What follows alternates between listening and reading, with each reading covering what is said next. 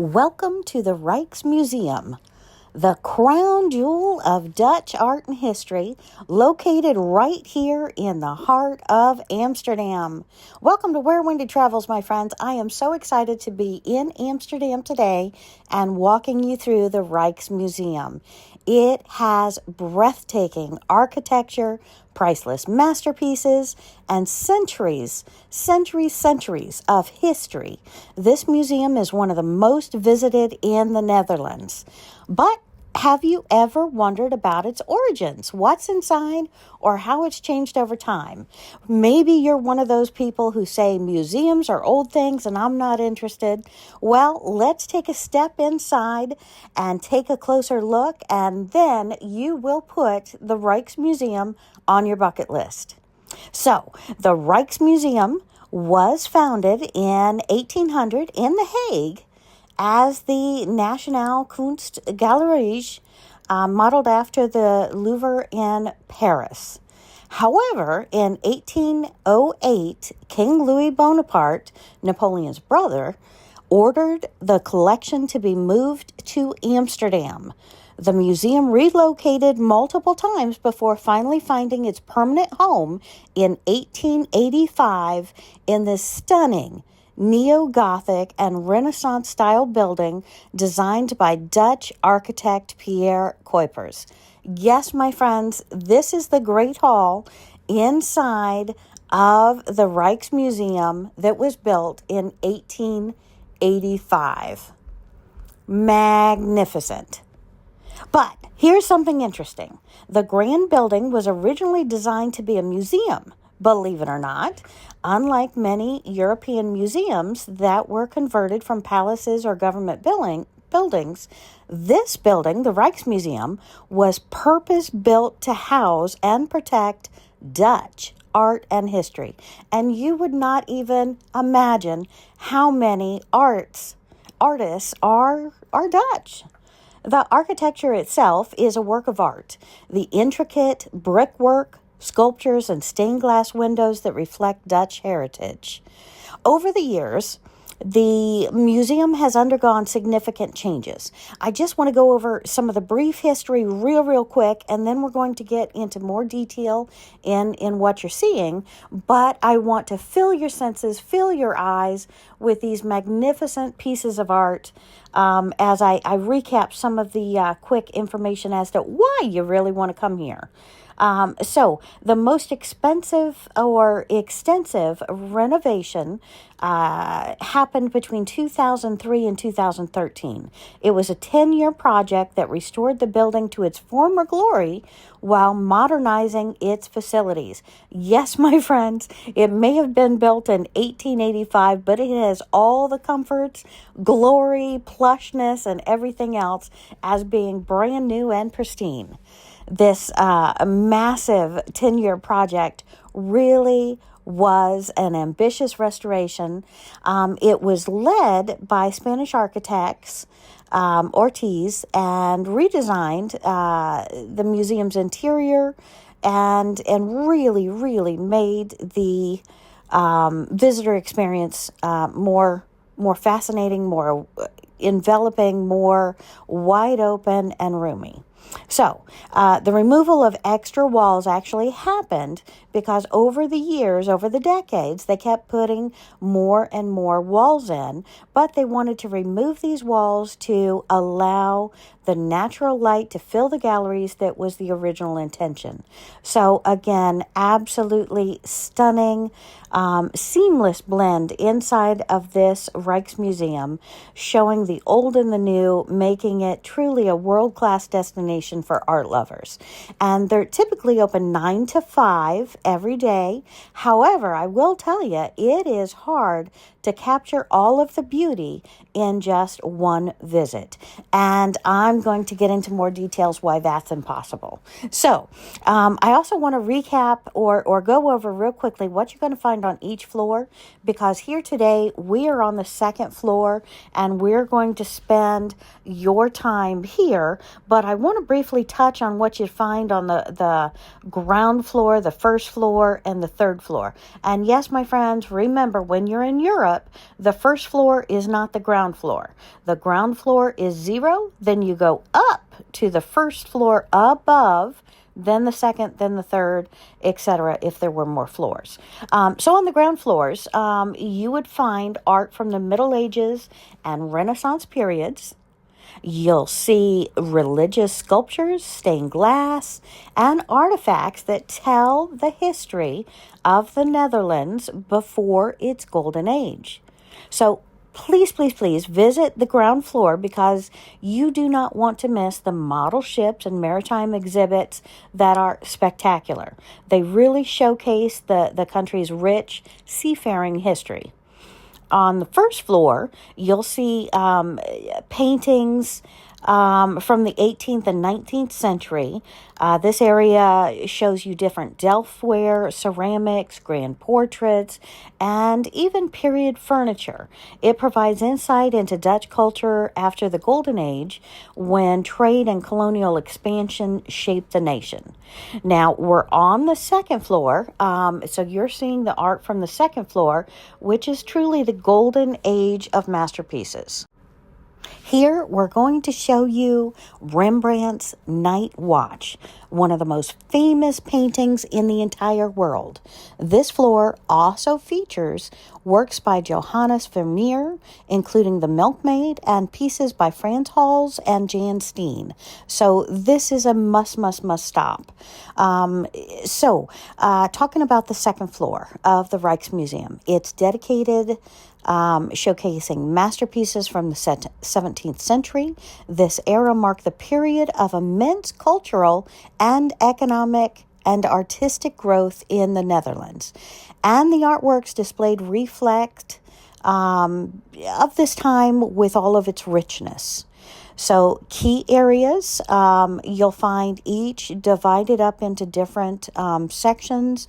The Gallery of Honor has the Milkmaid that you don't want to miss, with an extended corridor leading to the Night Watch Gallery, and so many other incredible alcoves house works by artists such as Johannes Vermeer, Jan Asselin, notable artworks.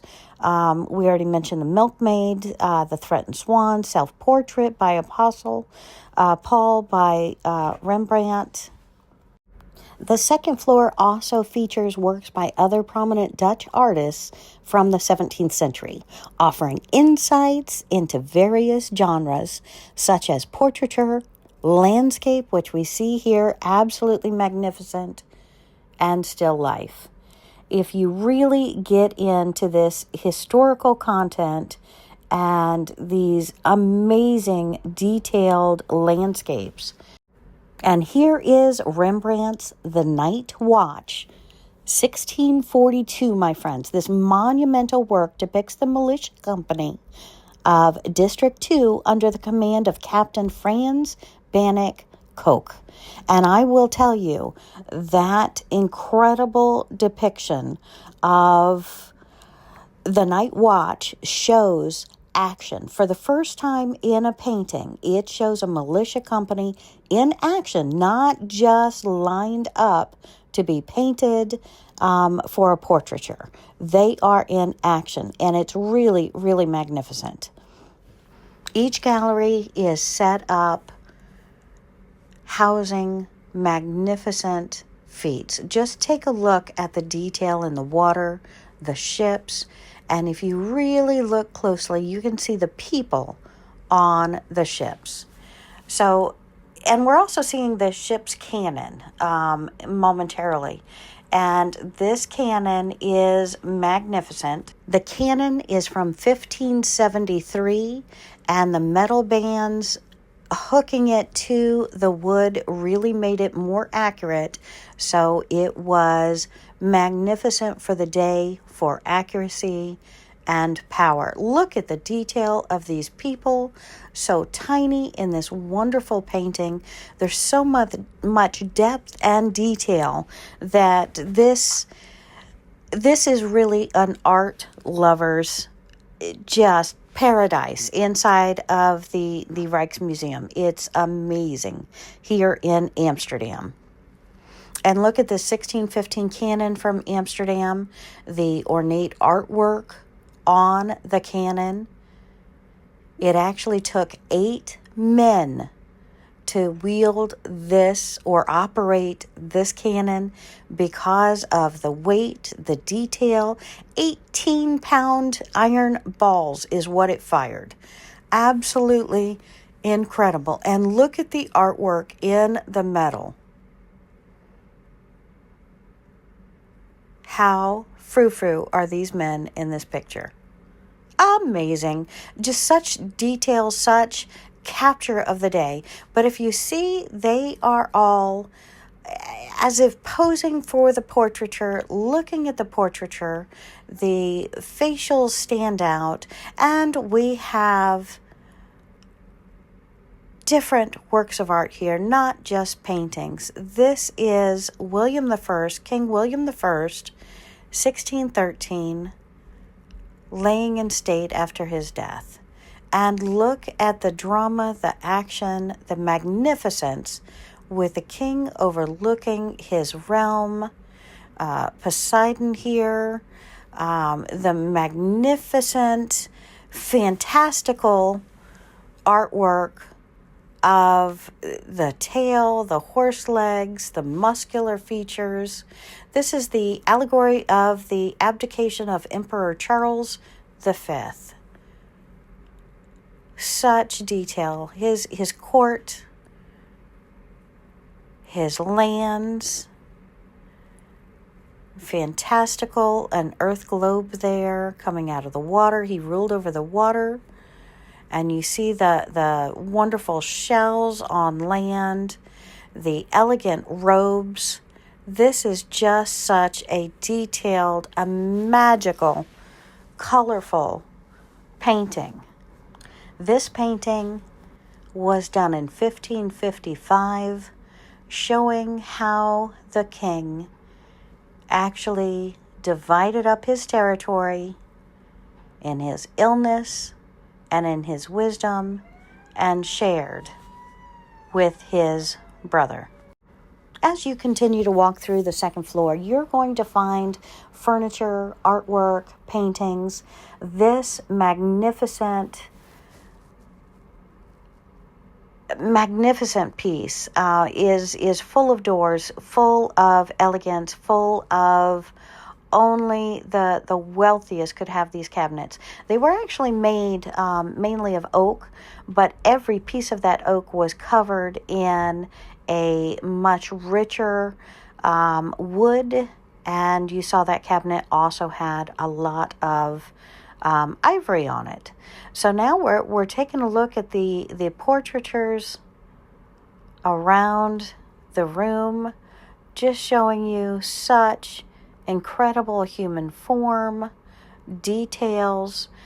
This is the baby Jesus sitting on his mother Mary's lap, with everyone loving on him and treating him as the king of heaven, of religion.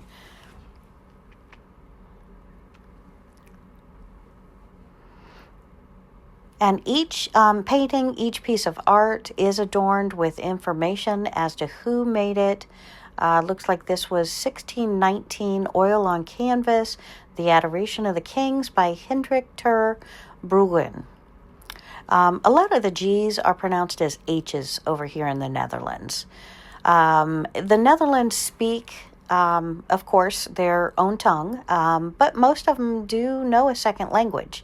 So we could definitely learn from them and take in a second language. This is portraiture of Jesus being loved by the medical doctors, as Jesus actually teaches them, and they look on him with great respect. So that is really excellent. 1609 oil on canvas from Orazio Borgiami. Oh, and this is the textile room. Yes, my friends, lover of quilts, lover of books, lover of paper. We have books depicting the earliest known species of each country that people went to. They documented, they named new bugs, new plants, and the textiles, how they lasted. Look at this incredible show of light on canvas. How the highlights, the shading, the details of the golden carriage. Absolutely magnificent, my friends. So I hope when you walk around this incredible museum, I want you to spend time not only looking at the magnificence of history, but getting inspiration for your own art as well, getting inspiration for your own life. Just open your horizons, open your mind, and enjoy. And while we're going over some of these, I was really taken by this folding chair made in the probably the 1600s here. It is so ornate with the carved lions on the back of the chair tops, the leather seat, how incredibly well maintained this is, how ornate. And again, for a folding chair, my friends, back in the 1600s, absolutely incredible. And leather gave us that strength, but no one could ignore the detail of the wood. And if you haven't yet, my friends, hit like. I'd love you to share this video with anybody who is an art lover, because they need to know that the Rijksmuseum exists and Amsterdam may be the perfect place. And hit that subscribe button, because I'm going to show you windmills, I'm going to show you tulips, I'm going to show you some of the wonders and excitement that Amsterdam has to offer. This one, this is actually the Protestants on one side, the Catholics on the other. You have the religious of both sides in the middle on the boats, trying to save as many souls as they can from either side. And you see the prominent rulers on both sides. And what I thought was great, let me see if I can show you this here in a second, but it's the rulers of each side is actually portrayed taller and just slightly larger than the others, so they really stand out. So this is Fishing for Souls by Andrian Peters van de Veen, 1589 to 1662. Looks like incredible art. Now here we get into more of the portraitures, sitting for the painting. Sculptures you'll find scattered throughout the Rijksmuseum. And just look at some of the details. It really captures so many things. You can see from the 6 great white stallions to the brown horse with the curly mane, the excitement of the horse moving, so many different groups of people all around and watching. The artists really capture not only the city and the structures, but the people, the activity, the movement. Really a great picture there. And let me tell you, the museum like this requires constant care. The Rijksmuseum employs a dedicated team of conservators who specialize in painting, restoration, sculpture preservation, and textile conservation. One of the most famous ongoing projects is the restoration of the Night Watch, which we saw earlier. They're using high-tech imaging and microscopic analysis to uncover new details about how Rembrandt really made his art, how he made this piece.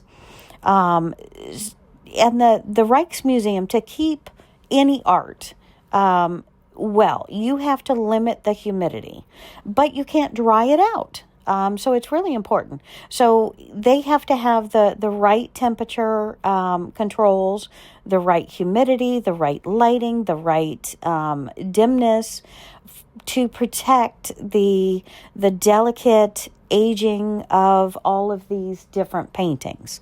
So conservators really know what they're doing. They're very, very skilled. And since we're talking about them, maybe I can look at the people in the forefront, the fort and the walls of the city in the back.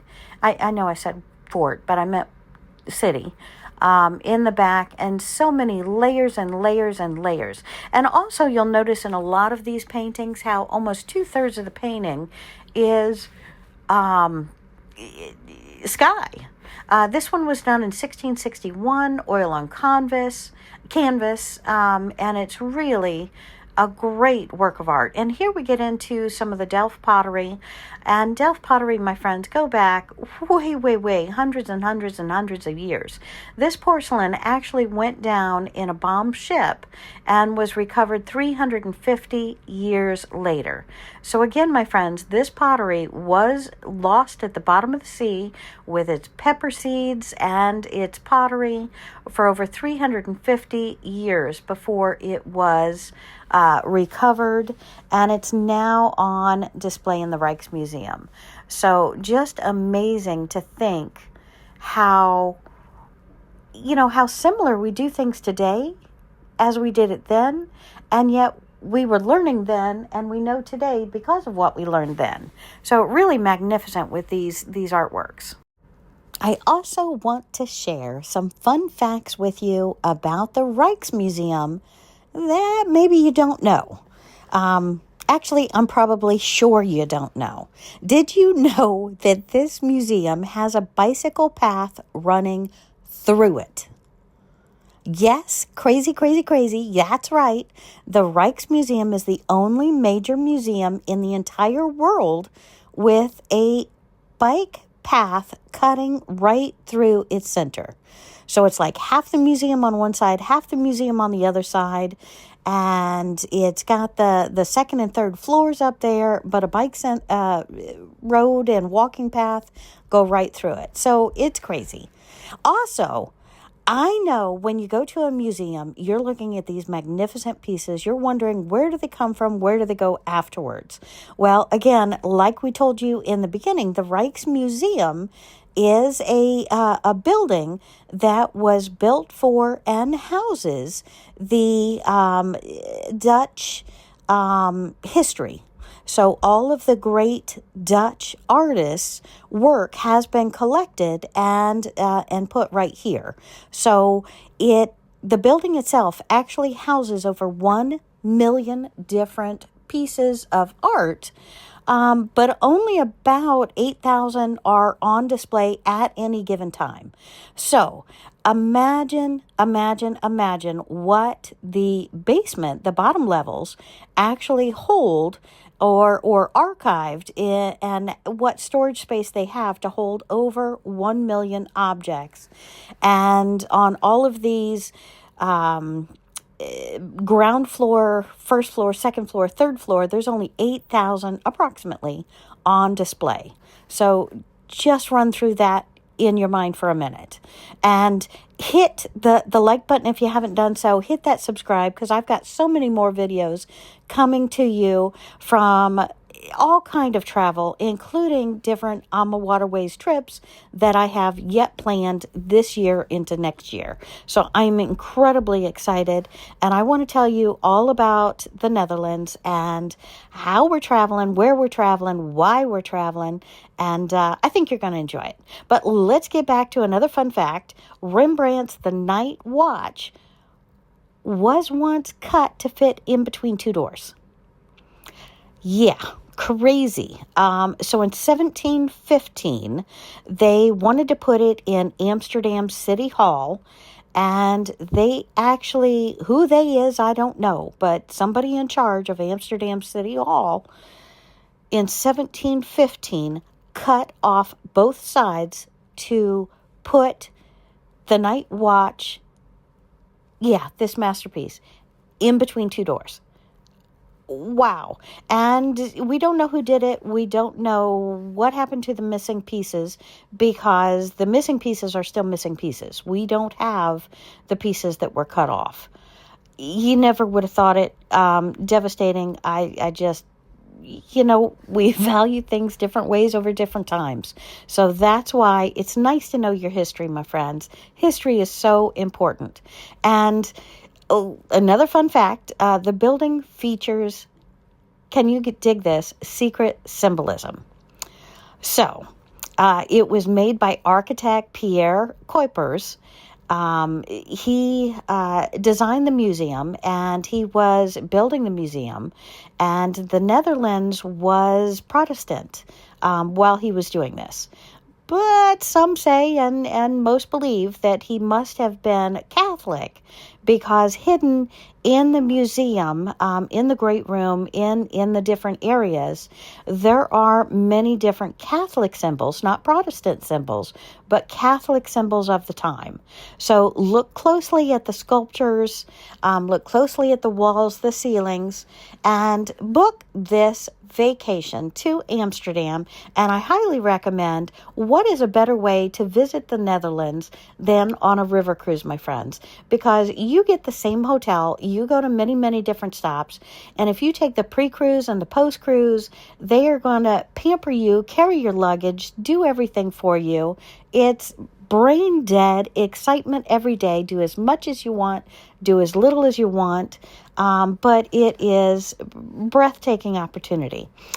So again, we're on the Alma Waterways River Cruise, and we are enjoying the Rijksmuseum, and it's amazing. So, and I do want to tell you, the Rijksmuseum is really more than just a museum. We're going to go into the library now, and this is an art historical library, the largest of its kind in the Netherlands. It is a one-of-a-kind gold mine, 4 stories, plus at least probably double the amount of books in the sections below in the archives. So this is 4 stories worth of pristine, original library space, books dating back hundreds and hundreds and hundreds of years, describing art, the philosophical thoughts behind the art, and anyone can come here and do the research. And this staircase is iconic, my friends. What a beautiful 4-floor original staircase to this library. And again, you have to be quiet overlooking this 4-story library. And yes, if you want to do research and work in here, you can do that. But it's not open for the masses other than this floor. Hey, me, I'm exhausted, but I am having one of the best times here at the Rijksmuseum, enjoying, look at these stairwells, these staircases, just magnificent. I had to spend more time on the library because, in my opinion, the library is a little bit different than art. But my friends, literature is art. And this isn't just literature. This is research on the historical goings-on, the art, how the art was created. It's really more than just a museum place. This library is magnificent. So again, if you want to spend a time for seeing the masterpieces, or just looking at the stunning architecture, or just relaxing and walking through the gardens, seeing the fountains, seeing the artwork, this museum is really for everyone. No matter what your interest, you're going to get something out of this visit. And if you ask everybody, they'll probably have a different highlight, a different high point from visiting this.